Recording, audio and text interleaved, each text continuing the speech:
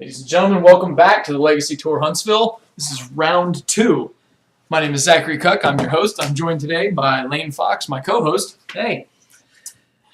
We're going to feature two less common decks this round. Kevin Wallner on your left is playing Aluern, sort of a green enchantment-based combo deck. And on the right, Miarka is playing Jund Depths, sort of a variation on the lands archetype. Yeah. I'm interested to see how this actually. Whenever I got the deck list, I had to look up a few cards. So yeah, it's got a few interesting one-ofs. Jund Depth doesn't see as much play as it used to. I believe it's more of an evolution of the old Turbo Depths deck. Mm-hmm. Back before the printing of Thespian Stage, the best way to combo Dark Depths into the 2020 Avatar token was to use Vampire Hexmage. So you needed cards like Urborg, Tomb of Yawgmoth, and just some faster black mana, maybe Dark Ritual or something like that, to power out an early Vampire Hexmage and do the combo that way. And then the decks were typically just Jund colors. Now you don't see Jund Depths near as often because the lands deck is a little more efficient at being sort of that grindy control matchup through the use of Thespian Stage. Well, he's got an early Cabal therapy. I don't know what he named. But it's apparently a whiff because nothing has gone to the graveyard. And it looks like this is a pretty good hand for a matchup that it isn't combo. Yeah. Which unfortunately for Aaron, Kevin is pretty heavily a combo deck. When he finds Aluern anyway, and then he's sort of a bad Shardless Sultai deck whenever he doesn't have Aluern. So yeah, I do like the multiple ways that Jund Depth looks like he can win. I mean, you can see that the Punishing Fire and the Grove in hand. So right, so they have a way to just burn them out. Just like lands, they run the Punishing Fire Grove combination. For those who don't know, Punishing Fire is a 2-mana red instant that deals 2 damage to a creature or player, and it says whenever an opponent gains life, if Punishing Fire is in your graveyard, you can pay a red mana to return it from your graveyard to your hand. So the way that works with Grove of the Burnwillows, then, the land that's currently on Aaron Miarka's board, is that whenever you tap Grove of the Burnwillows for colored mana, either green or red, your opponent gains 1 life, which conveniently then triggers your Punishing Fire, and you can return it from your graveyard to your hand. Yeah. So it sort of creates this a loop of the spell Shock, if you will, just a 2-mana damage spell. Looks like Kevin had a turn to Sylvan Library. That's the Commander's Arsenal version, maybe. Oh yeah, I was trying to figure out what he just played. I think that's what it is. There's a lot of text there, so I believe so. Yeah, it probably is. And looks like he played it off of a basic forest, so he's aware that he's playing against a Wasteland deck and is fetching his lands accordingly. Aaron just plays his Bloodstained Mire and passes back, so he's got his Punishing Fire at the ready. Although we'll see how useful that is for him. If Kevin plays around it, he can theoretically just avoid casting any creatures that die to it until he has the combo set up in hand, because his hand is the safest place now against a deck like Aaron's. Let's see what we got going on here. You know, I heard that the Groves are actually almost up to $100 now. It's insane. Yeah, I think Grove of the Burnwillows spiked in price because of Modern, actually. Because of Tron? Yes, red-green Tron or the Urza's Lands deck has sort of taken a huge jump in popularity, and it's probably the most consistent unfair deck in Modern. It is. so the combination of that consistent power, like being able to use Eye of Ugin to fetch Eldrazi creatures or Wormcoil Engine, combined with the sort of broken fast mana of the Tron, the Urza's Tron lands, makes for a very powerful deck, and it's sort of highlighted by the colors, and since you don't have good dual lands, I mean, you have the shock lands, but Tron, the deck, can't really afford to play fetch lands because it's already somewhat tight on its lands, being required to play 12 colorless lands. It runs the Grove of the Burnwillows as its red-green dual land, if you will. Well, it looks like our Deathrite Shaman bit the dust already. Yeah, I can't imagine Kevin didn't see that coming. Yeah, kind of expectedly. I wonder if he did it just. Maybe he just kind of feels like he'll be able to draw enough cards off of the library that he can. Or maybe he has some sort of graveyard interaction that he doesn't mind it dying. That's true. I'm not entirely sure why he would just play it into a known punishing fire like that, but I'm sure he's aware of what can happen, and he's gonna play accordingly to get Aaron into. Now it's worth noting here that Aaron did not have another black mana source, so he is he is unable to play his Liliana of the Veil this turn, which would probably be a good play at this point, right? Like his opponent he's missed a land drop. He's got a handful of presumably worthwhile spells, and Liliana can sort of take advantage of that. It looks like a Volrath Stronghold, maybe. Yeah, I think it was. Now that's almost certainly going to get wastelanded here, but I guess you can't just not play lands forever. Wasteland's eventually going to get something. You don't have enough basics to completely play around it. We have a follow-up Cabal Therapy, which I guess is probably going to take the Liliana, since that's the only target Kevin knows Aaron has right now. Looks like the Grove is being activated for a mana to gain life, maybe to get the Punishing Fire back. I don't know. Well, maybe. I guess this could be a crop rotation. It seems like the most likely. No. Okay. Yeah. Yep, he is cycling out the Grove of the Burn Willows to find Dark Depths, maybe? I think they play crop rotation to find the combo, that combination of Dark Depths and Thespian Stage quickly. Oh, there's the Dark Depths. So maybe he drew the Thespian Stage and is planning to just make the 2020 next turn. But in any event, Aaron still has a Liliana the Veil in hand that Kevin knows about, so he hasn't changed the contents of his hand enough to. Yep, there it is. So the rest of his hand is another Wasteland, another another Grove of the Burn Willows. What is that? A Smallpox? I think that's a Smallpox, and I think another land, but I can't tell what it is. In any event, nothing that Kevin should all that concerned about, probably. Yeah, I didn't get a really good look at whether or not that was a Smallpox or not. Right, so Aaron asking to read Volrath Stronghold, I guess, because it does. For those of you who don't know, Volrath Stronghold is a legendary land, taps for 1 colorless mana, or you can pay a black and a colorless and tap it to put a creature from your graveyard on top of your library. And what that does for the Aluern deck is it'll allow it to recycle creatures like Shardless Agent or Imperial Recruiter, which can then find the rest of the combo pieces. And there's the Thespian Stage from Aaron, so he definitely has the 2020 Avatar token available if if he wants to do it end of turn, which is presumably lethal on this board, right? Yeah, unless he has some way to get rid of it, which I don't think that he has a lot of reactive cards. Well, he has Abrupt Decay, so that would take care of it. No, the Avatar token's indestructible. Oh, okay. So we've got another Cabal Therapy. I feel like this is just digging for information now, because he's going to die. If he doesn't have an answer to the 2020, he'll just die to it. Yeah, he's taking Smallpox, and I don't see. Yeah, this is going to be the end of the game. I think Aaron should make the Merit Lage token end of turn, and yep, and that'll be all she wrote. I think he has the actual token. Let's see if he has it. I don't know. Maybe no. It looks like he's using an Owen Turtenwald player card to represent it. But in any event, that's the end of the game, because the 2020 takes 19 life and makes it look like a joke. So yeah, there you go. Anyway, we're going to take a second here to talk about our sponsor for the Legacy Torrantsville for this event. It's the Deep Comics and Games.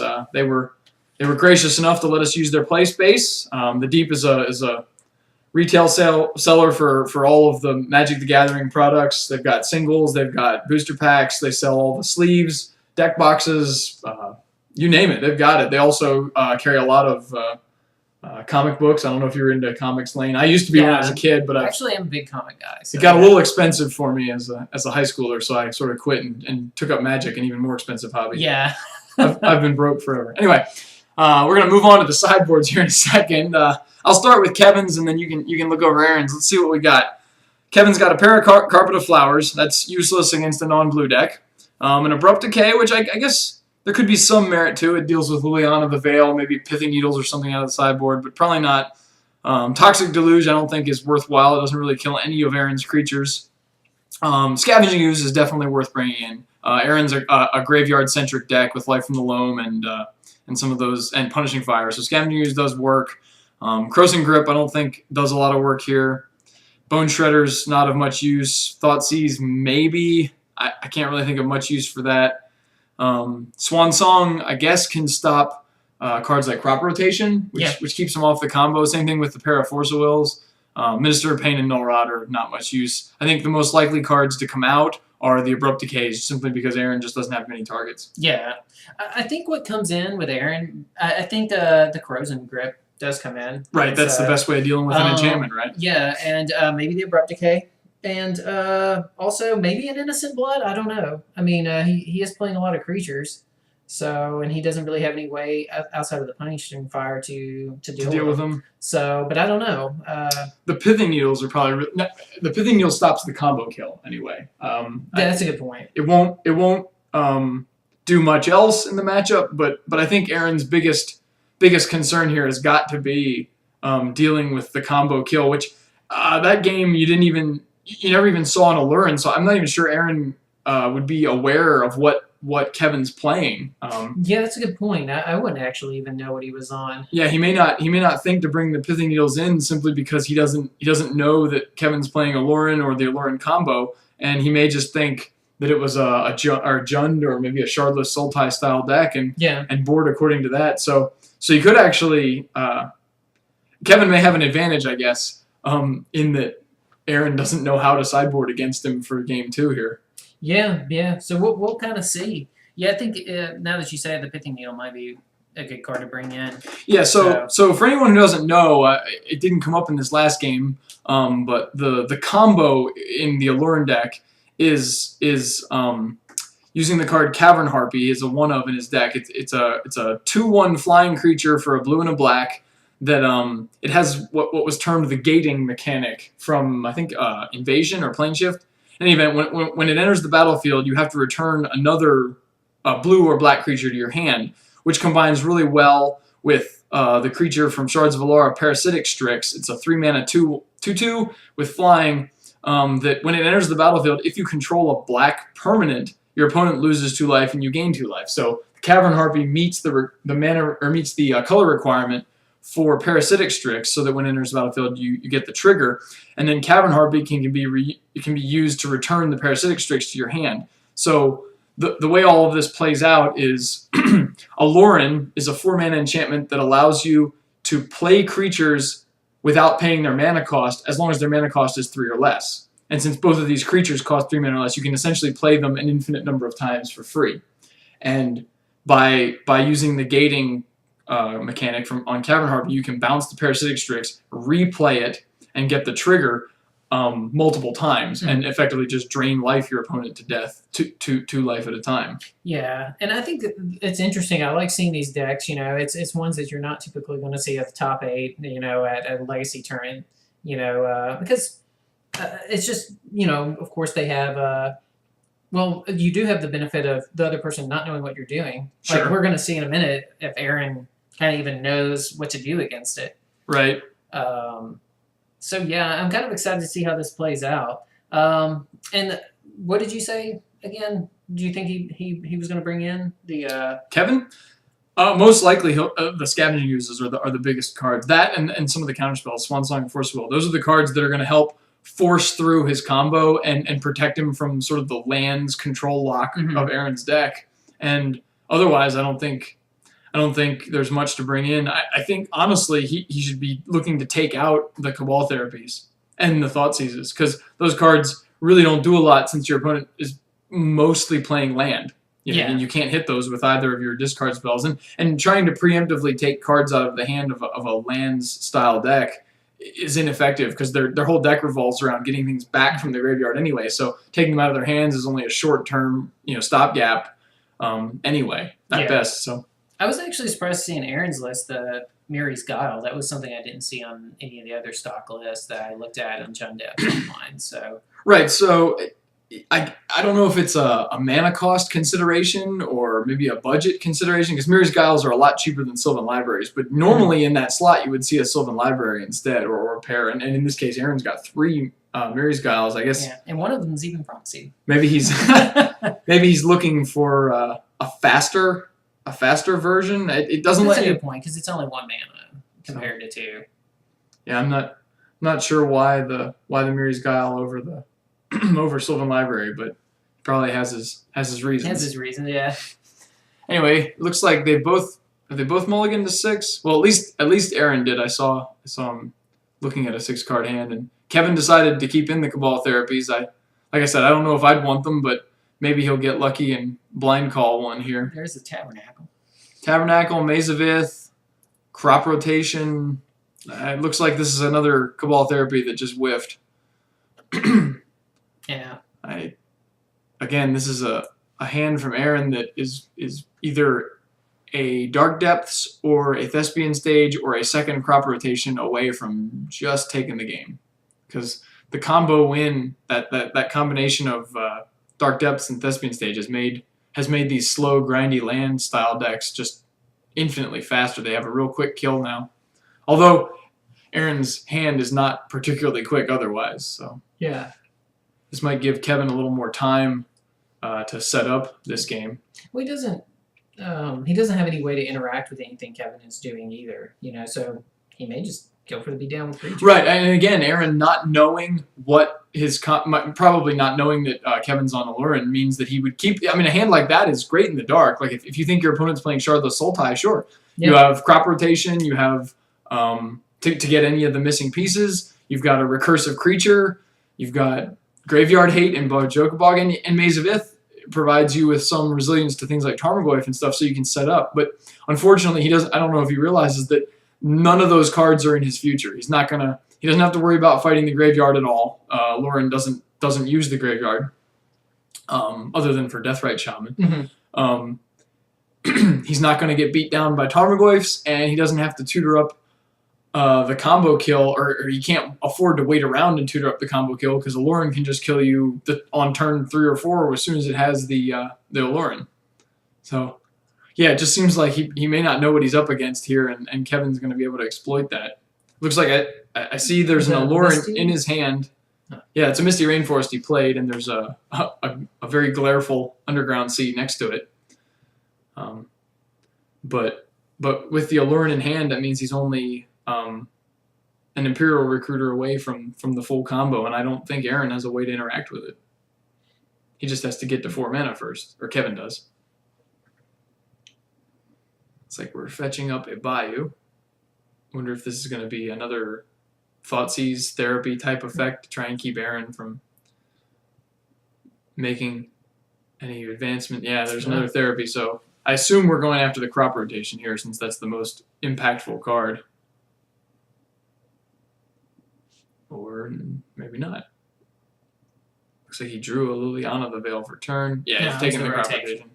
Well, that's the most important card because it's the only way that Aaron can kill quickly is finding the Dark Depths combo. So if you take that away, you just slow him down to a crawl. Excuse me. And at the same time, Aaron probably used that Bog, maybe thinking he could get that therapy back and strip that Cabal Therapy out of his hand, or that Crop Rotation out of his hand some way with the Cabal Therapy. Right. Well, there's a basic forest for Kevin, so he is 1 land away from playing an Aluern, which, if he has, like I said, if he has an Imperial Recruiter, would just be the entire game. Because Imperial Recruiter is a 3 mana 1/1 creature from Portal 3 Kingdoms, I believe it was. They're incredibly expensive given how small the print run was for that set. I was trying to see if those were real ones he had.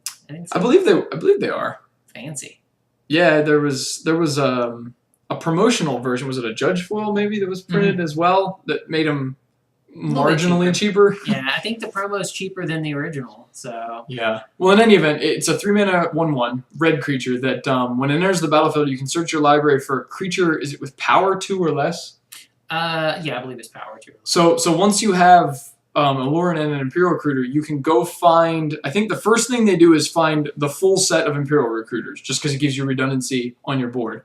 Then a Dream Stalker, I think, is a 2-mana 1/5 from Time Spiral that when it enters the battlefield, you have to return a permanent to your hand. So you play it, return Imperial Recruiter to your hand, and then use it to go find the Cavern Harpy, which you can then play. Use the gating mechanic to pick up the Dream Stalker. Dream Stalker picks up Imperial Recruiter, which then finds the Strix and starts the whole combo. It's a little convoluted, but once you get the hang of playing the deck, you can go through it pretty quickly. And I imagine the hardest part of playing Aluern is explaining to your opponent how they're losing. And here's Liliana the Veil. A little late to the party since Mox Diamond showed up a turn after he needed it. There's a Baleful Strix discarded and the Nether Spirit, which I guess is probably the best card you can discard. Yeah. It's a great card to discard. So Kevin has a 4th land, and like I said, I think I saw the Aluern earlier, so if he's got the Imperial Recruiter or some portion of the combo, it could just be lights out here, and like I said, I don't even think Aaron is aware that this is coming. Because everything up to this point just says, I'm playing Shardless Sultai. But we'll find out here soon enough. Have you ever played against Aluern, Lane? I have not. The only thing I am familiar with it though because I've seen it played a little bit at Star City. It's been picking up a little bit recently. Well, I know it top-8'd the Grand Prix Seattle-Tacoma, which is really sort of what put it back on the map and got it fresh in people's minds. Because prior to that, I don't think anybody had seen it. And it looks like Aaron may not be completely familiar with it either, as he now picks up Aluern to give it a read. With so many blue decks, that's where I'd be scared to play something that costs 4. And there's Imperial Recruiter, so assuming Aaron has no removal, this is going to be the game. Now, Kevin will have to go through the full explanation of what's going on here, but like I alluded to earlier, once you have these 2 cards, you have the game on lockdown. And we'll see if his mechanics are tight. Looks like he is, in fact, going for all of the Imperial Recruiters, which is...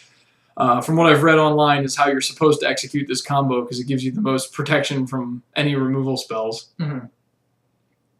Yeah, and why not? Yeah, of course they're free, so right. Well, and you get a lot of resiliency by doing it this way. There's a lot of nuance to how you execute this combo to maximize your chances of not getting blown out. So there's the 2nd recruiter. The 3rd recruiter is going to find the 4th recruiter. Yep. And then that should start the rest of the combo. So here's Dream Stalker. Dream Stalker will pick up. When it enters the battlefield, he has to return a permanent to his hand, which should return one of the Imperial Recruiters. You notice he's not even shuffling his deck. He's just going through the motions at this point. Recast Imperial Recruiter should be able to find Cavern Harpy. So this is the combo we talked about earlier that in all of its glory, it's sort of obscure creatures that you don't think would make a deck otherwise. Yeah, there's Cavern Harpy, so when that enters the battlefield, you have to return a blue or black creature to your hand, which should pick up the Dream Stalker. Actually, with that on the stack, because Cavern Harpy has the ability to pay 1 life and return it to your hand, I think the perfect way to execute this combo is to actually return the Cavern Harpy to your hand while the trigger is on the stack, so that you can't lose the Cavern Harpy in response to something like a Lightning Bolt. Mm-hmm. That's a good point. And there's the Parasitic Strix to complete it. So the combo of Parasitic Strix with Cavern Harpy is the infinite drain life effect, and then that'll end the game here. Oh wow. Yeah, I think Aaron's just taking it in and. Well, and like I said, probably the hardest part of this deck is explaining to your opponent how you have a multitude of outs to any responses they might have. Actually, this is some tight technical play from Kevin as well. He's returning the Dream Stalker to his hand because Aluern allows you to play your creatures as instants. Actually, it allows any player to play creatures as instants if they cost 3 mana or less. So he's returning the Dream Stalker because that effectively becomes another counterspell. You can play it at instant speed to bounce one of the creatures if say, a removal spell came up. Yeah. So yeah, I feel like that's actually very important. That is one thing I wasn't aware of on the Aluern. I was like, oh yeah, that's just terrible. You play it and then they bolt your guy, but the instant makes all the difference. Yeah. It also makes it to where if your opponent if you suspect that they have a response to some of your effects, like say a counterspell or removal, you can set up the combo and then wait until they tap their lands, like in such a way that they wouldn't be able to respond and then you can do all of this at instant speed, say on their end step. Yeah. You don't even have to do it on your own turn. Yeah. Which it's important because it just gives one more layer of resiliency to the deck. And there, Aaron scoops him up. He realizes that this combo does in fact kill him, and he has no way of stopping it. So we'll be moving on to game 3. Kevin got that one pretty convincingly. Oh, yeah. Now that Aaron knows what he's up against, maybe he'll sideboard a little differently and bring in those Pithing Needles and an Abrupt Decay. You might see him bring in the Ray of Revelation as well, because it's just another answer to another answer to an enchantment, which is sort of the problem card of his whole deck. So is there a cost on, the Pithing Needle? What are you naming then? The Cavern Harpy. Oh, okay. Because the combo depends on Cavern Harpy's activated ability, right? Okay. Yeah, the activate. I may have failed to mention it earlier, but one of Cavern Harpy's abilities is the pay 1 life to return to your hand. Anyway, we're gonna take a second to talk about MTG Training Grounds. It's a video series featured on YouTube from the staff that's actually hosting the Legacy Tour. They have a series of videos out now that are featuring mostly Legacy videos of basically just grudge matches, right? Legacy seems to go over better. We tried to even stream some Modern. But yeah, that was just streaming. So what it is it's just a best of 5 pre and post sideboarded games, and they're just showcasing some of Legacy's finest and the matchups. Giving tips and tricks on how to play the decks, how they fare against each other, and trying to generate more interest in the Legacy format. So if you're interested, go to YouTube, check out the user MTG Training Grounds, or look for any of their Legacy videos. Yeah. Back to the sideboards we go. Like we were just saying, I think the Pithing Needles have to come in for Aaron, and probably the Ray of Revelation. If he didn't already have those are super important now. The Thoughtseizes might be worth it as well, because if you can cut them down to no Aluerns, or just to take them out of his hand before he can cast them, that goes a long way towards giving you time at least to try and do your combo win with Dark Depths. Yeah, that's a good point. Yeah, that's I do know that Aaron's deck just doesn't really have a whole lot of ways to interact with it. But yeah, Needle, Abrupt Decay, and then on Kevin's side, assuming he brought in the Swan Songs and the Force of Wills and the Scavenging Oozes, I don't think anything has to change. He executed exactly what he wants to that last game, and I think he'd like to repeat that if he can. Just get up to 4 mana, cast Aluern, and do the combo, because Aaron really has minimal ways of interacting with it. Yeah. Well, it's kind of interesting too. Earlier when I was talking about my sideboard on the Innocent Blood and all those things, it actually seems like really stupid now. But I guess on the same time, you can attack the creature part of it if you're able to, if they can't find the combo. But, right, and part of getting the Aluern combo set up sometimes is playing, casting a Shardless Agent, casting Baleful Strix, and using Deathrite Shaman sort of to power through your deck. Like a combination of Brainstorms and Shardless Agent will find the Aluern, because the deck really is, like I said, it's just a bad version of Shardless Sultai until it finds Aluern, and then it's just an instant win combo deck. Sure. So if you can keep them suppressed on creatures, you can at least buy time, which I guess is the most relevant thing for Aaron, because Aaron is missing the part of the lands deck, the acceleration. Like, he doesn't have Mana Bond, he doesn't have Exploration, so he's not turboing out the combo. He has to play a little longer game, and the removal can help there. Likewise with the Abrupt Decay and the Crossing Grip, he can hope to interact and prolong the game long enough just to get the Dark Depths combo, because I think it's very unlikely that he's going to be able to permanently waste lock Kevin, and the Punishing Fire, like, slow grind kill is just far too slow. Like, Aluern they have at least 15 turns then to find their combo, and if they don't find it in that amount of time, they weren't winning anyway. So. Yeah, so the fire may come out, I would keep him just because it's a way to interact with the combo, but he really, Aaron has to really bank on getting the Dark Depths combo set up with Maze, or with Thespian Stage. just Yeah. early. That's I think his best chance at winning this game. Well, if he starts to interact with the combo and, like, say he takes out an important piece, what do you do then? Do you just try to beat him down or try to Eternal Witness and get back in there? Yep, Eternal Witness and Volrath's Stronghold give the deck a ton of resiliency against removal. Oh, yeah, like you 'cause we can, did you talk can about the Stronghold. you can sort of set it up a second time and try again. And that actually there are some decks in Legacy that just can't deal with that. Like if they don't apply a lot of pressure early on, their removal only just delays Aluern. It doesn't actually stop it. I would say Aluren's biggest weakness is that it's a turn 3 combo deck at the earliest. Like Yeah. The earliest they can get it is a Deathrite Shaman into an Aluren, and there are some decks that are just faster than that. And because of the nature of playing a Shardless Agent deck, any deck that runs the Cascade spells has to be careful what other spells it pairs with it, so it doesn't have early game counter spells and interaction. In fact, he has no main deck counter spells whatsoever. Yeah, I think that was my concern is, yeah, you have a 4 casting cost spell, and that's your combo piece. I mean, I know you can just beat them up as well, but still, I mean, I really like how it plays, though. It seems like it's actually pretty well positioned here. I think this matchup favors Kevin heavily, just because he has, excuse me, he has a fast combo kill that's difficult to interact with, especially out of the lands deck. Now, Aaron did bring in the Thoughtseize, which is good because that's the crux of slowing Kevin down is getting the cards out of his hand. And although this hand is hard to fight, a pair of Brainstorms means that you can't cut him off of the manipulation early. So he's just going to take one of them.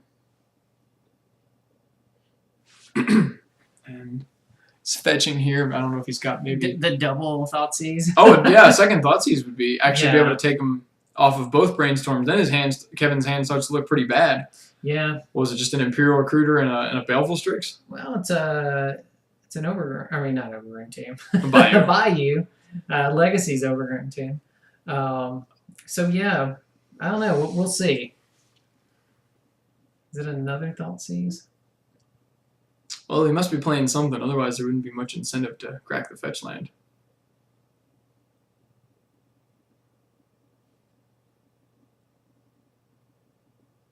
And yep, no double Thoughtseize, pretty rough. So he must be taking the Brainstorm. Yeah, That's. I mean, if you were willing to take the first one, you must be willing to take the second one. You're not cutting him off of much else. Also, with Kevin being on a Mulda 6, this is a good way to start it off. Yeah, he should have no turn 1 play, followed by. A Baleful Strix as a turn 2 play is pretty anemic versus a deck that can make the Merit Lage token as early. With this setup, it can make it as early as turn 3. Oh yeah. Oh. So it looks like his draw for the turn was a Cabal Therapy, although in the blind, I don't know what you would name here. Yeah, I don't know. Rather have some information, and I think he may hold off on it, play the Baleful Strix, and then be able to play Cabal Therapy and flash it back in the same turn. See what's going on. I guess it's also worth noting that even if Aaron has an early Merit Lage token, Kevin can actually do a good job of, well, I shouldn't say a good job, but an all right job of containing it in the meantime. The combination of Baleful Strixes and Cavern Harpy, he can actually play a game of like make a blocker, protect the blockers type thing. Looks like Aaron's got a second Mox Diamond. Now this is the type of hand that and there's a Smallpox. Boy, that is devastating for poor Kevin. He's down to barely any cards in hand and barely any permanents. Well, no permanents at this point. So he has to discard now as well, and I don't believe Aaron even has a hand to discard. He's completely hell-bent now. Unfortunately, being hell-bent with a pair of Mox Diamonds doesn't leave you a whole lot of good draws. The only card now that could really do much work is Life from the Loam, and we haven't seen any of those this whole game. Yeah, I It's don't like know. Kevin's draw was an Underground Sea, so that's good. Aaron draws a Badlands and has to ship it back. Yeah, I don't. I realize Aaron had a really strong opening, but it was like really working not towards a lot. Not having something to pair with these Mox Diamonds is really hurting him. Like the Life from the Loam would be huge here. Yeah, it's also, you know, we know he pitched a Thespian Stage, and we know he pitched a Dark Depths as well. Right, so he has the whole combo if he Yeah. could only find a Life from the Loam. There's the Baleful Strix. So we'll see how close Kevin is to reassembling a hand. Aaron just draws another land. And I mean, that's going to happen. This deck plays a lot of land. That Yeah. Without the Life from the Loam, you're going to get stuck with some clunkers like this. Now, looks like Kevin has the Imperial Recruiter still, and I think he naturally drew the Taiga. Yeah, so he can actually hard cast it. There's only one red source in the deck, I think, but if you've got it, you might as well. Now this could find Cavern Harpy or some other piece of the combo if he's got the rest of it. Like if he's got the Aluern already, for instance. It's a 2/2 on its own, right? Imperial Recruiter? Or is it? Oh, it's a 1/1. Right? It's a 1/1. Yes. Okay. Looks like he might be considering Shardless. Nope, it's Scavenging Ooze. That's a good one in this spot because you get it out there and start attacking the graveyard. You can even combat a Life from the Loam. Yeah, that is a good call. I didn't even really know what you. I was like, do you just dig for another one? But not in this case. So Aaron's draw was yet another land, meaning that the Scavenging Ooze is going to be safe here. It looks like Kevin has ripped a couple lands in a row. This has been some fortunate draw steps for him. Excuse me. This is sort of the backup plan for Aluern. Is like I said, Just beat him up. You just play a bad Shardless deck and make some weenies. But now Kevin having the Scavenging Ooze and at least one spare green mana means he's now kind of insulated from a combo kill. He can at least fight the Life from the Loam. Now, I still would have trouble with the Punishing Fire at this point, but yeah. But Aaron's drawn a single card a turn, has no manipulation and no other draw effects. So he's really just at the mercy of his top deck, which when you're playing a deck with 29 lands, I don't think that's the position I want to be in. No. I'd rather have a little more selection than that. And just having Kevin be able to like rebuild after that that early onslaught of just hand destruction. It was. I mean, it's like the perfect storm. You know, Aaron didn't really have a lot that he was working. No, there's some Mirror's Guile, so there is some card selection for Aaron. That's actually going to help him a lot here. Yeah, and we were speaking all ill of Aaron. And actually, he probably could do without the life loss that he would normally see off the library. In this case, the Sylvan Library would be just as good because you still get to look at 3 cards. Yeah, well, that's true. And it's not like he doesn't have the spare mana now. Kevin has hit yet another land. Man, he hasn't missed a land drop after having his hand stripped to pieces. Yeah, it was like I thought that smallpox. I was like, it's going to be this, and then it's going to go straight into the Life from the Loam, and it's just going to be over with. Or a Liliana the Veil would have been really brutal at some point here. But we don't see it, and Kevin has rebuilt. He's also got Aaron down to just 6 life. He may not have to even try for a combo. He can just straight beat him with little creatures. Yeah, Scavenging Ooze starts to become a real threat too, especially when you got all these lands going on. Right. Yeah, the Life from the Loam can become... Actually, at this point, he can totally negate a Life from the Loam by just exiling the 3 cards that it would target. Yeah. So there's 4 mana. That smells like the Aluern. So he may just have the game here right now. Does he have any cards in hand? Oh, maybe not. Maybe he just found an Aluern and wanted to get it out there. Yeah. I don't know how I feel about that. I guess maybe it's arguable. It's a little safer on the table than in your hand since Aaron has so many Thoughtseize and those kind of effects. But we know he probably figured out to board in Crow's Grip and Ray of Revelation. So it's almost equally as dangerous to have it on the table. Mirror's Guile setting up Aaron's draws. Yeah, I don't know how I felt about the Aluern there too. Just also taking down all of your defense except for like a single green source too on the Scavenging Ooze. So Liliana, the Veil takes, what was that, a Thoughtseize? Yeah. So that Thoughtseize wasn't doing much for Kevin anyway. He didn't. Aaron hasn't had a hand since turn 3. Yeah. And he rips an Imperial Recruiter off the top. Course. So that's the game right there. Aaron can't respond with no cards in hand, and And like we alluded to earlier, once you have an Imperial Recruiter and an Aluern, that's all you need for the entire combo. So I imagine we'll see a run back of last game, and that'll be the end of it. Let's go over it again. Yeah.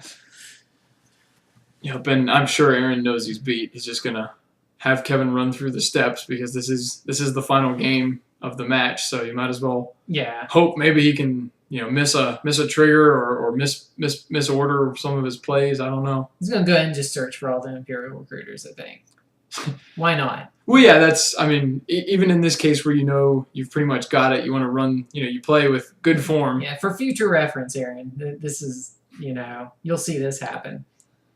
Here comes the Dreamstalker yet again. Just going to go find him the Cavern Harpy. So we're all receiving a little bit of education here. Well, it is, like I said, until you understand how it works, this is a pretty convoluted combo. And there's a lot of finesse to how you execute it, so that you have minimal number of ways for your opponent to interact. Although, like we said, we know Aaron has no hand, so interacting here isn't even an option. But for good measure, you just go through it the right way.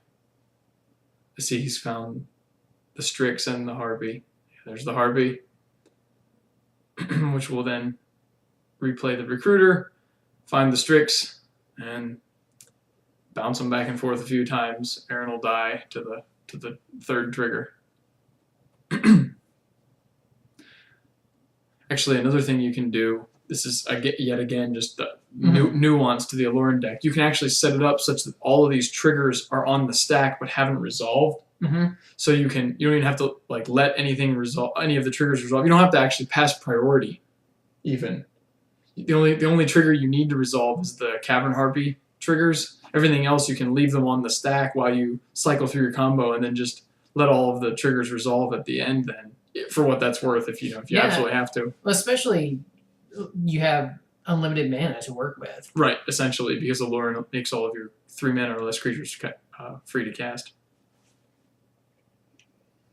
So here, Kevin is explaining the final run through, and I think that does it for round 2. Oh yeah. So probably not the best matchup for Jund Depths or any land style deck. A combo like Aluern where you can hide a lot of the permanents in your hand is probably well suited to fighting a deck like lands. Yeah, I like that. It's part beatdown deck, part combo deck. Part of me feels with Aluern like you almost want to be on a deck more like Elves almost. Where you can just natural order. It just kind of feels a little bit cleaner. And then you can beat down all at that same time. I mean, granted, I was still very impressed with it. Yeah, I mean, I imagine the appeal to a deck like this is you get to run counterspells. So your matchup against decks like Storm is probably a lot better. That is a very good point. So, okay, well, great. Yep, and that does it for round 2. Stick with us, and we'll bring you back for round 3 in just a minute. Oh wow, yeah, that was those were some crazy magic. But I was excited to see some decks that we normally don't see.